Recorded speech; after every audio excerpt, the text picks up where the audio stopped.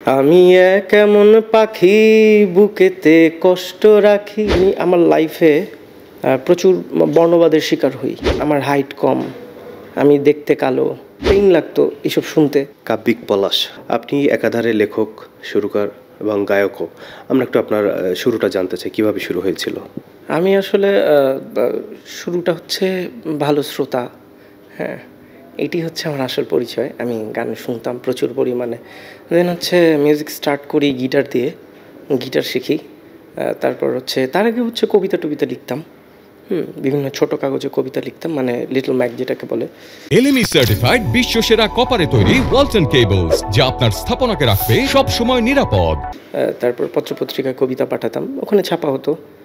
দেন যেহেতু গিটার ধরে ফেলি, দেন ওই সব কবিতা এবং কিছু লেখাগুলো যেগুলো কবিতা না, সেগুলো সুর করা শুরু করি। সেখান থেকেই প্রথম গান আমার কাছে থেকেও দূরে দূরে রই, আমি ওটা গাই।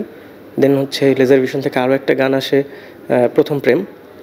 তারপর একটা মিক্স অ্যালবাম আসছিল তারও আগে, জি সিরিজ থেকে শূন্য খাঁচা।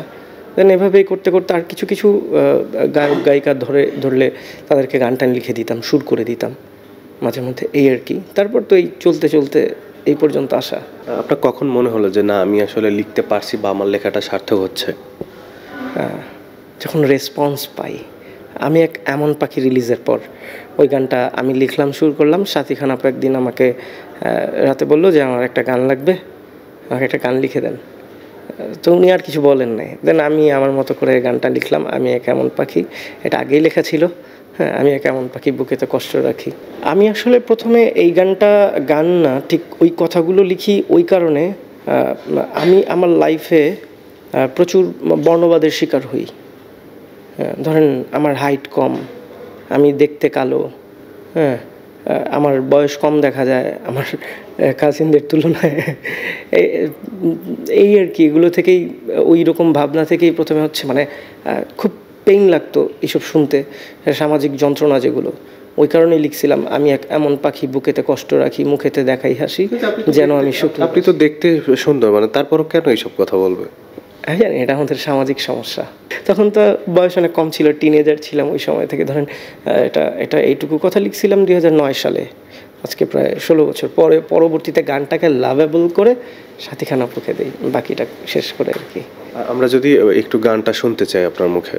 আমি এক এমন পাখি বুকেতে কষ্ট রাখি, মুখেতে দেখাই হাসি, যেন আমি সুখ নিবাসী। আমি এক এমন পাখি বুকেতে কষ্ট রাখি, মুখেতে দেখাই হাসি, যেন আমি সুখ নিবাসী।